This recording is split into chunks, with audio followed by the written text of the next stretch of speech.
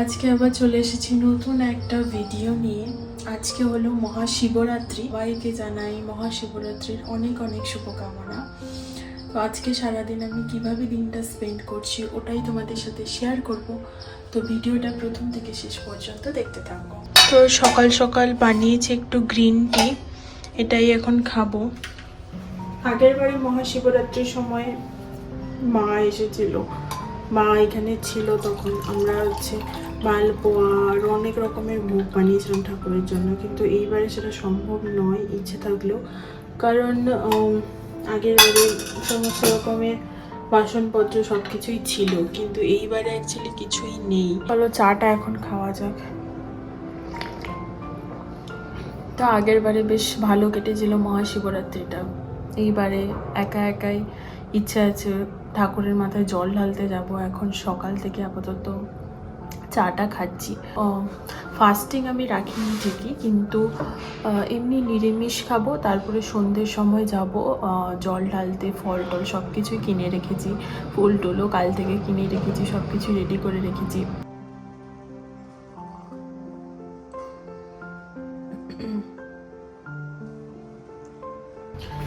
আজকে প্রথমে ভাবছিলাম আমি লুচি আর আলু ভাজাই বানাবো।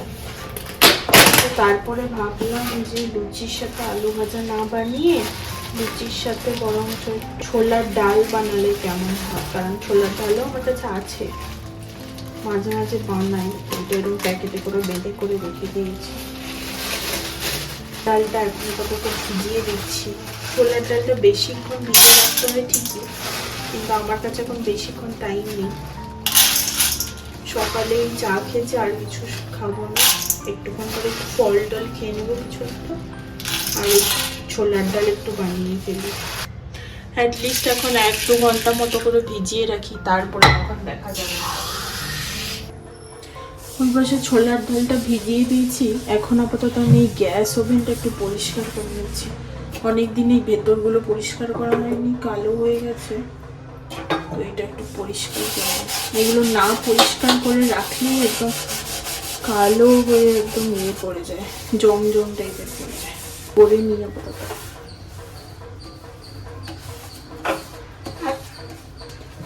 এখানে কয়েকদিন আগেই কয়েকটা বড়ি দিয়েছিলাম, বড়িগুলো ভালোই হয়েছে, কিন্তু ব্যাপারটা হয়েছে কি, এগুলো এই যে একটা উঠেছে, খুবই হালকা বড়িগুলো, কিন্তু ব্যাপারটা হচ্ছে একটু বেশি জলের জন্য এইরকম হয়ে যাচ্ছে, চ্যাপটা চ্যাপটা বড়ি। অ্যাকচুয়ালি মিক্সার গ্রাইন্ডারে পাঠাতো, তাই এই জন্য একটু জল না দিলে কিছুতেই এটা ঘুরতে যায় না। এই যে আমার বাগানটা অনেক দিন পর দেখাচ্ছি, বাগানের এই অবস্থা। ওইখানে পুঁই গাছ একটা আবার ভালো করে হচ্ছে, পাশে মানি প্ল্যান্ট, আর এই পাশে হচ্ছে বেশ বড় বড় অ্যালোভেরার গাছ হয়েছে। আর এইগুলোতে আমি লাগিয়েছি পালং বীজ লাগিয়েছি, লঙ্কা বীজও লাগিয়েছি, কিন্তু ব্যাপারটা হচ্ছে কি, গাছগুলো যখনই কোনো একটা পোকা বা কিছু এসে খেয়ে নিয়েছে। এই যে এখানে পুরো একদম মাটি খুবলে নিয়ে চলে গেছে। তো আজকে আমি ভাবছিলাম যে কিছু খাবো না, চা খেয়েছি, তারপর লুচি একদম বানিয়ে ফেলবো, ওটাই খাবো। কিন্তু এখন বেশ খিদে পাচ্ছে, তাই জন্য ভাবছি একটু কম করে ম্যাগি বানিয়ে নিই। ওই ম্যাগিটা দিয়েই খেয়ে নেবো, অল্প করে ওই ঝোল ম্যাগি যেমন হয়, জল দিয়ে করে ফুটিয়ে ওই রকমই একটা ম্যাগি বানিয়ে ফেলবো। এরকম সকালে আমি মাঝে মধ্যে খাই না এরকম, যেদিন ভাবি খাবো না সেদিন খেতে ইচ্ছে করে, আর যেদিন খাই না ঠিক আছে থেকে যায়।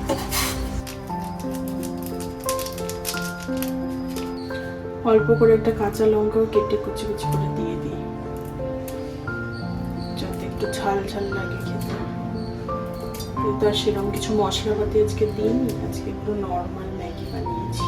আমার ম্যাগিটা প্রায় হয়ে এসছে, এটাতে দিচ্ছি অল্প করে একটু জিরে গুঁড়ো, আর দেব অল্প একটু সস, অল্প, ব্যাস, দিয়ে করে মিক্স করে নেব।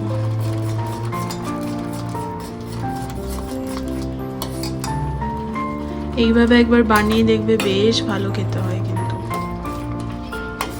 আর লাস্টে অল্প করে ওপর থেকে একটু লেবু রস দিয়ে দেবো। এই যে একটু লেবুর রস অল্প করে একটু দিয়ে দেবো, ব্যাস। আমি যেহেতু একটু লেবুর রস দিলাম, আমার জল দিয়ে বানিয়েছি তো, একটাই মশলা ছিল, তাই জন্য অল্প একটু বিট নুন ছড়িয়ে দিচ্ছি। এই বাটিতেই করেই খেয়ে নেব। এরকম একবার বানিয়ে দেখবে, যা অসাধারণ লাগে খেতে। অল্পই নেই, ভীষণ গরম।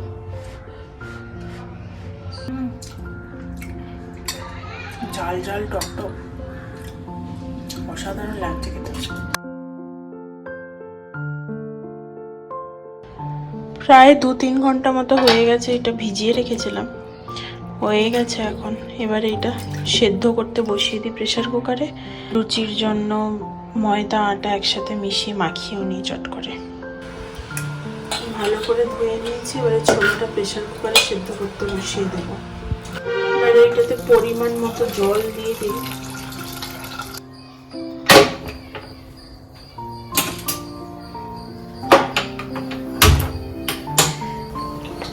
প্রথমে অল্প একটু ময়দা নিয়ে নিচ্ছি, এবারে কিছুটা পরিমাণে আটাও নিয়ে নেব।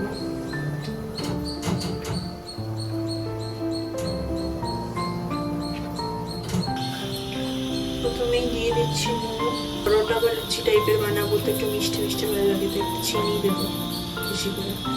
দেবো একটু রিফাইন তেল অল্প করে।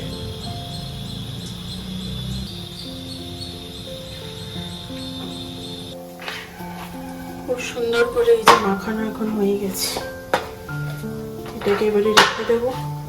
ওপাশে ডালও সেদ্ধ হয়ে গেছে, এবারে আমি স্নান করতে যাবো। স্নান টান করে এসে পুজো দিয়ে তারপরে এটা করব। প্রথমে ভাবছিলাম স্নান করে তারপরে এসে করব এটা, কিন্তু এটা এখনই বানিয়ে ফেলছি। এই যে শুকনো লঙ্কা এই ফোড়ন দিয়েছি, এবারে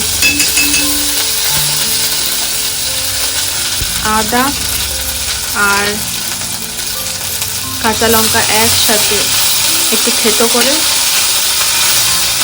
ফোড়ন দেওয়ার পর এটা দিয়ে একটু অল্প ভেজে নেব, তারপরেই ডালটা দিয়ে দেবো। ছোলার ডাল প্রায় হয়ে গেছে, এই যে বেশ সুন্দর একটা স্মেলও আসছে। এবারে উপর থেকে আমি একটু জিরে আর লঙ্কা গুঁড়ো করা ছিল সেইটা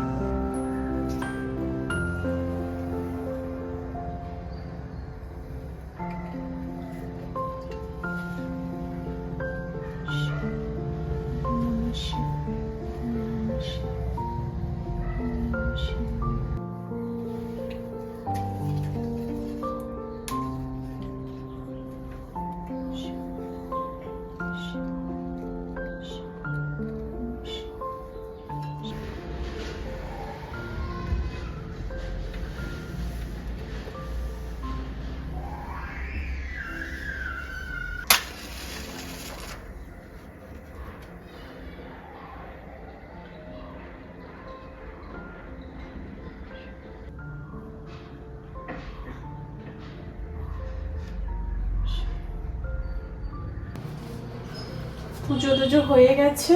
এবারে এসছি পরোটাগুলো ভেজে, ডাল তো হয়ে গেছিল, পরোটাগুলো ভেজে ডাল দিয়ে খেয়ে নেব।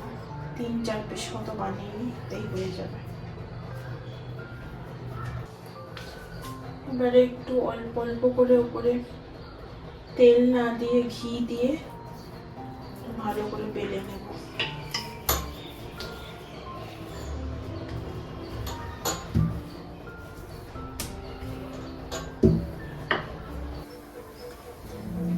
একটা একটা করে এখন পরোটাগুলো ভেজে নিচ্ছি, অল্প একটু ঘি দিয়ে করে। লুচি করলাম না, কারণ লুচিটা একটু বেশি তেল দিয়ে তো করতে হয়, তাই জন্য আমি একটু তেল খাবো না, এই জন্য এরকম কম ঘি দিয়ে করে একটু পরোটা ভেজে নিচ্ছি।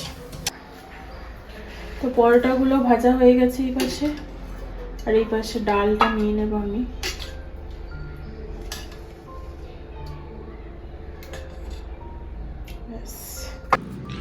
দেখি খেয়ে দেখি কেমন হয়েছে পরোটাটা। পরোটা আর ছোলার ডাল।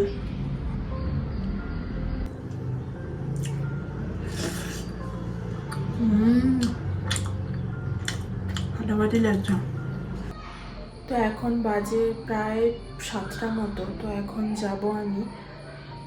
শুনেছি যে 6:30 থেকে প্রথম প্রহরের জল ঢালা শুরু হয়, তো তাই জন্যই সন্ধ্যের সময়তেই আমি যাব।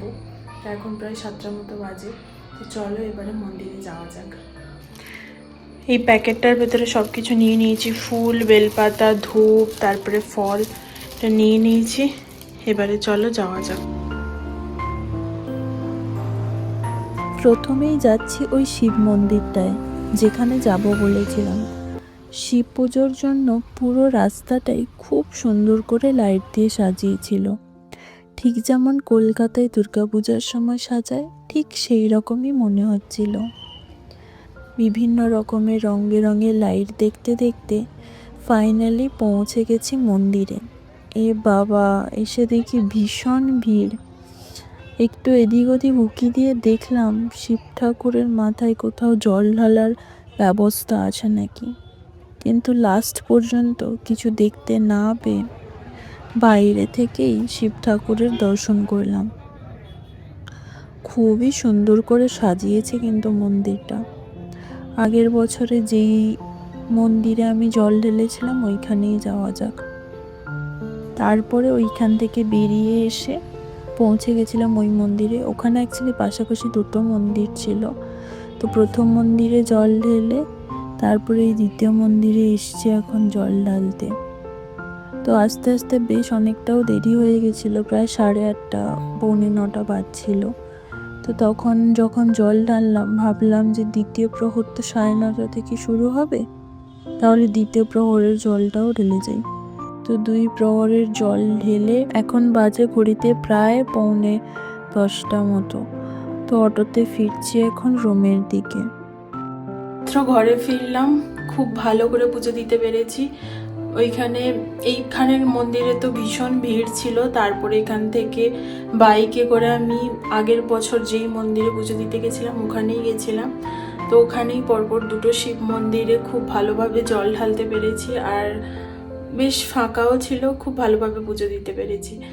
যাই হোক, পুজো টুজো দেওয়া হয়ে গেছে, আর আমি 2 প্রহরেই জল ঢেলেছি, যেটা 6:30 থেকে 9:30 পর্যন্ত একটা, আর 9:30 থেকে যেটা 12:30 একটা পর্যন্ত যে প্রহরটা, দুটো প্রহরেই আমি জল ঢেলেছি। তো ঢালার পরে এখন আপাতত বাড়িতেও চলে এসেছি, ফ্রেশ হয়ে নেব।